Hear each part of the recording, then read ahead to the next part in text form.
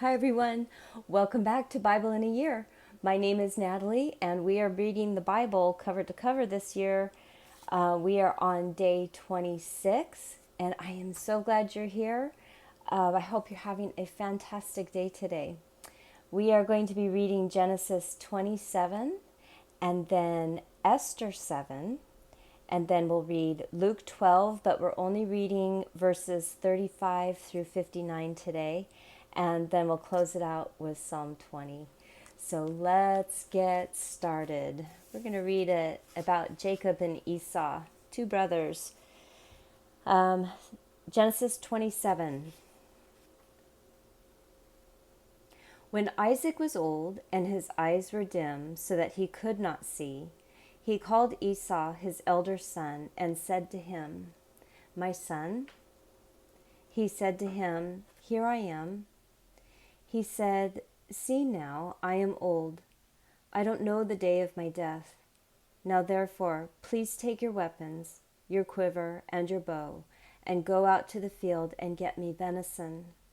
Make me savory food such as I love, and bring it to me, that I may eat, and that my soul may bless you before I die."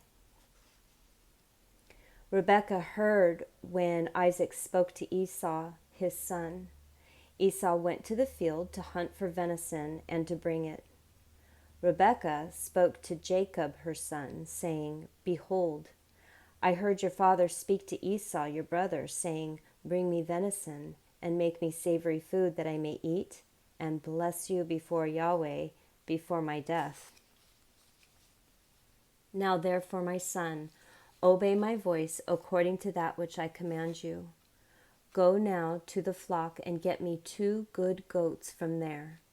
I will make them savory food for your father, such as he loves. You shall bring it to your father, that he may eat, so that he may bless you before his death." Jacob said to Rebekah his mother, "Behold, Esau my brother is a hairy man, and I am a smooth man. What if my father touches me?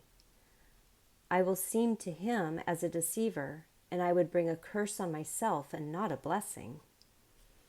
His mother said to him, "Let your curse be on me, my son. Only obey my voice and go get them for me." He went and got them and brought them to his mother. His mother made a savory food such as his father loved. Rebekah took the clothes of Esau, her elder son, which were with her in the house, and put them on Jacob, her younger son.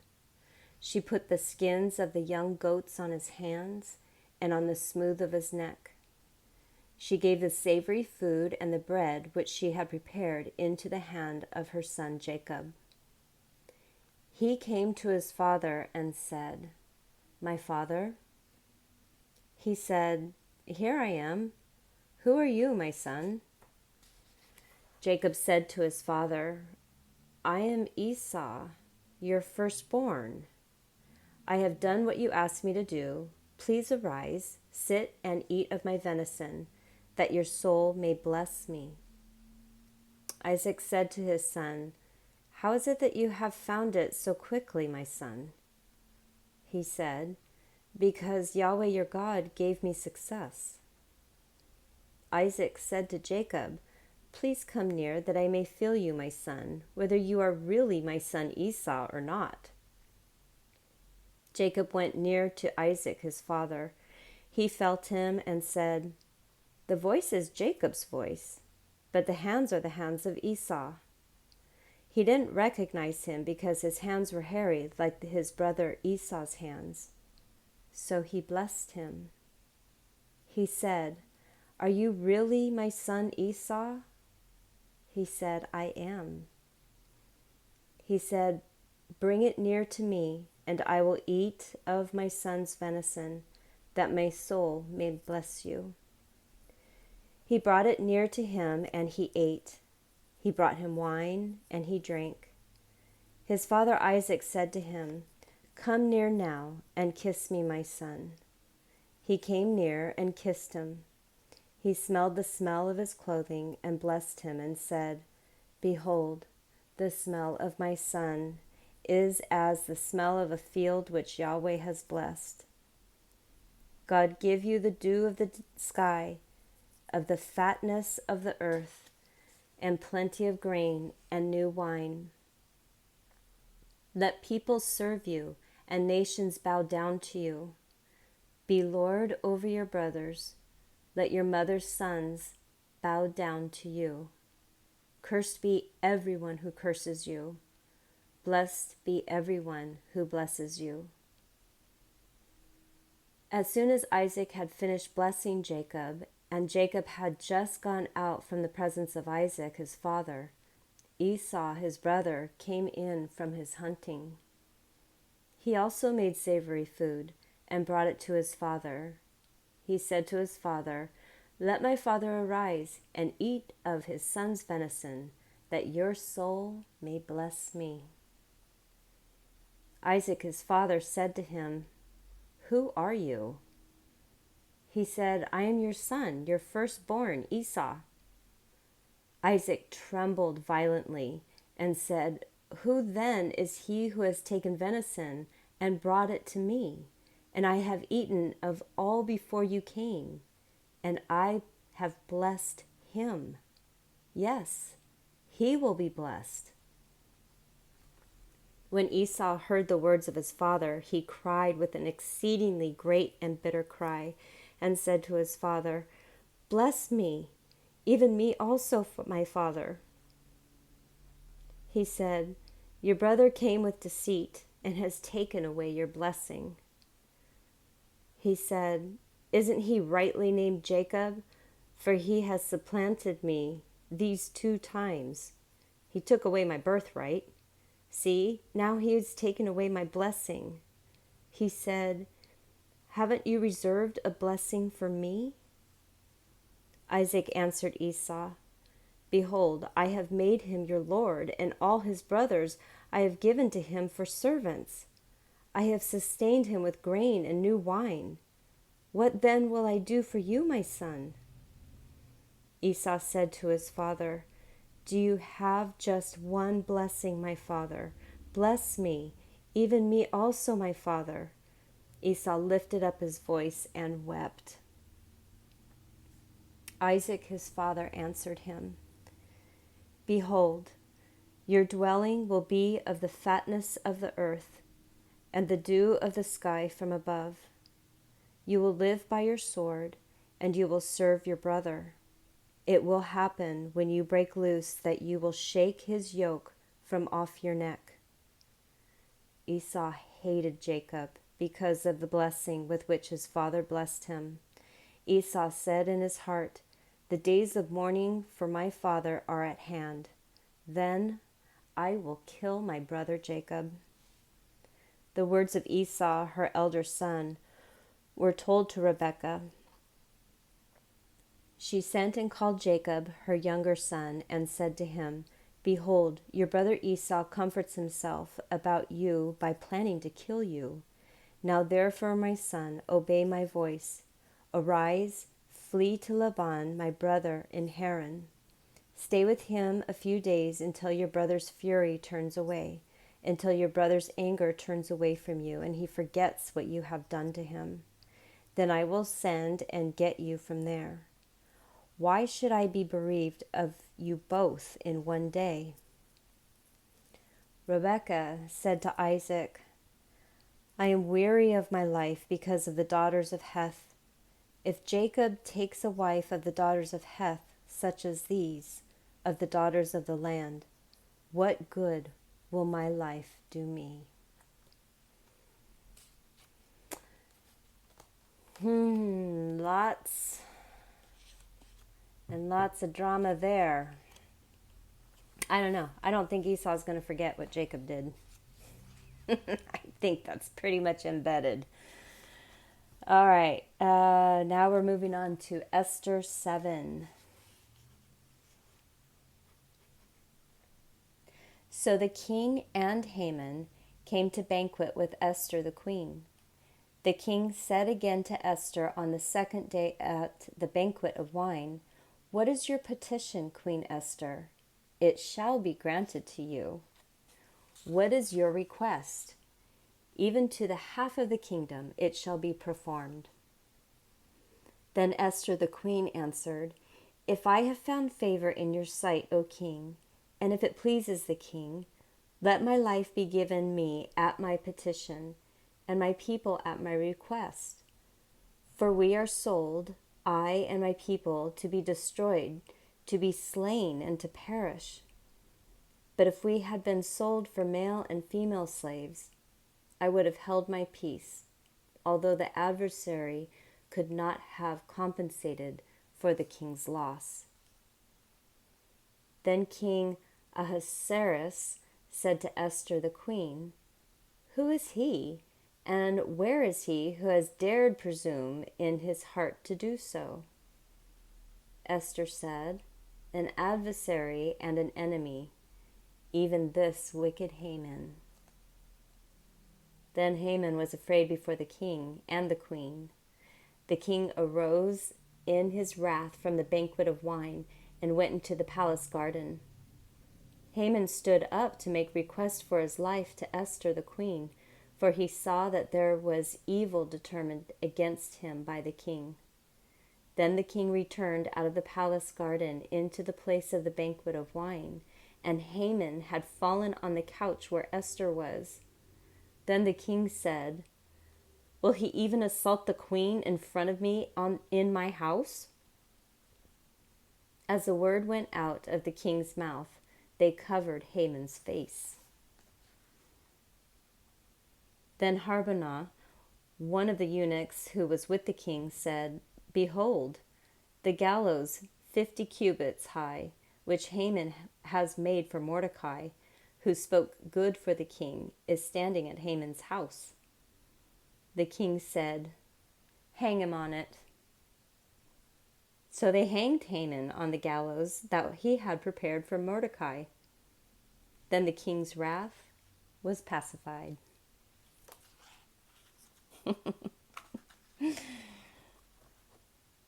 Oh, Haman, Haman, Haman. All right, moving on to Luke chapter 12, verse 13 through 34. Let's see, Jesus is continuing to speak. And he continues on. For where your treasure is, your heart will be also. Let your waist be dressed and your lamps burning. Be like men watching for the Lord when he returns from the wedding feast, that when he comes and knocks, they may immediately open to him. Blessed are those servants whom the Lord will find watching when he comes. Most certainly I tell you that he will dress himself, make them recline, and will come and serve them. They will be blessed if he comes in the second or the third watch and finds them so. But know this, that if the master of the house had known in what hour the thief was coming, he would have watched and not allowed his house to be broken into. Therefore, be ready also, for the Son of Man is coming in an hour that you don't expect him. Peter said to him, Lord, are you telling this parable to us or to everybody? The Lord said, Who then is the faithful and wise steward whom the Lord will set over his household to give them their portion of food at the right times? Blessed is that servant whom his Lord will find doing so when he comes home. Truly I tell you that he will set him over all that he has. But if that servant says in his heart, My Lord delays his coming, and begins to beat the men servants and the maid servants, and to eat and drink and to be drunken, then the Lord of that servant will come in a day when he isn't expecting him, and in an hour that he doesn't know, and will cut him in two, and place his portion with the unfaithful. That servant who knew his Lord's will and didn't prepare nor do what he wanted will be beaten with many stripes. But he who didn't know and did things worthy of stripes will be beaten with few stripes. To whomever much is given, of him much will be required. And to whom much was entrusted, of him more will be asked. I came to throw fire on the earth. I wish it were already kindled, but I have a baptism and to be baptized with, and how distressed I am until it is accomplished. Do you think that I have come to give peace in the earth? I tell you no, but rather division. For from now on there will be 5 in 1 house divided, 3 against 2, and 2 against 3.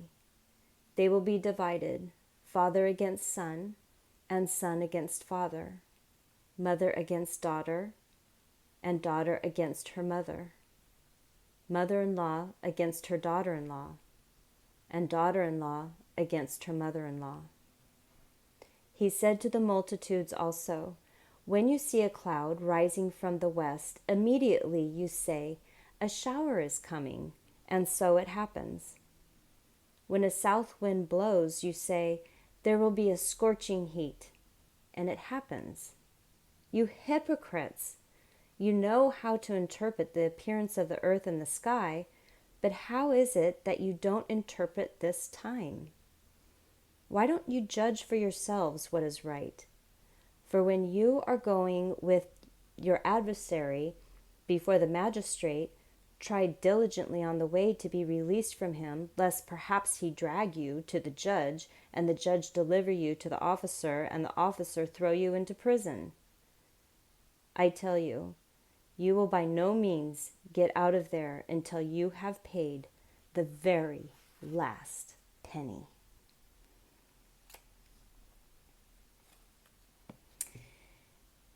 So that one part where he's saying, I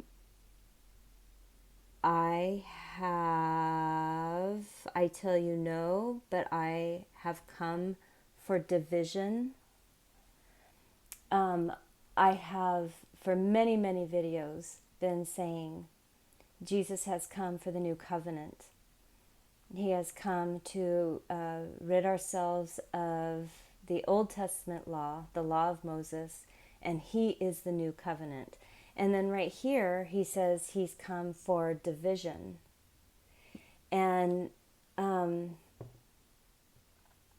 only explanation that I have for that particular paragraph is that there are people who are still, to this day, 2023, stuck in the law of Moses. You shall not do that. You shall not do that. You shall not do that. And they are forgetting that Jesus has come for a new covenant to love. Love from your heart. Love, love, love. And everything will fall into place. You are not going to be sinning against somebody if you are truly loving. And I think that's where the division is. That's where he has brought division. There are people that are still on paper, sentence by sentence. This is the law. This is the law. And then those of us who, okay, if my neighbor has broken this law, I love them. It's okay to love them. I am not their judge, but I will love them because that is the new covenant, and that is what we're supposed to be doing. So there you have it. Psalm 20. I really hope with my opinions that I'm right. I really feel them truly in my heart. So ultimately, I'll find out when I leave this earth and stand before God, and hopefully it'll all be okay. Psalm 20, this is for the chief musician, a psalm by David. May Yahweh answer you in the day of trouble.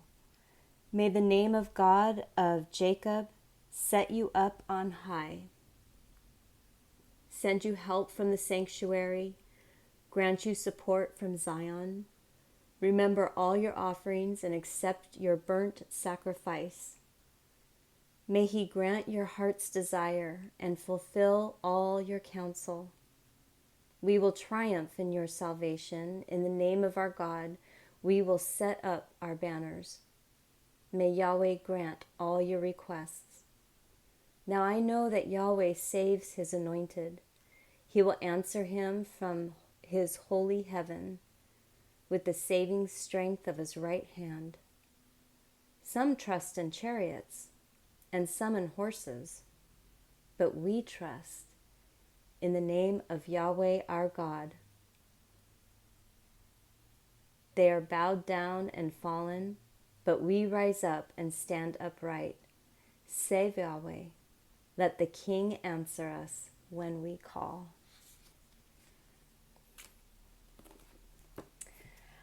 Oh, we've got some great history going on there. I'm so glad you joined me today. And I hope you come back for day 27 tomorrow. If you like this channel, please remember to subscribe, like, and share. I am getting emails that there is some wonky stuff going on, and I'm sorry. There is nothing I can do about the loading. You know, if somebody wants to watch a video and it's just, buffering or something, there's nothing I can do about that. I will tell you. Should I tell you? Okay, I'll tell you. I did purchase a new microphone. So hopefully I can get rid of this knot that's hanging from my ear. My only hope is that the microphone will help those who are not able to hear these streams very well. And hopefully they will be able to hear them better. But hopefully it won't compromise the ones that can hear just fine. So I'm not a techie person. I'm just a girl reading the Bible and doing the best I can. It would be really helpful if you all commented and let me know how things are going. But, my purpose here is just to read the Bible, give you guys some things to remember throughout your day and to hold on to, and to hear every single day how much God loves you, how much he wants you, and to encourage you to stay in relationship with him. Okay, that's it. We'll see you tomorrow for day 27. Have a great day, everyone. Bye.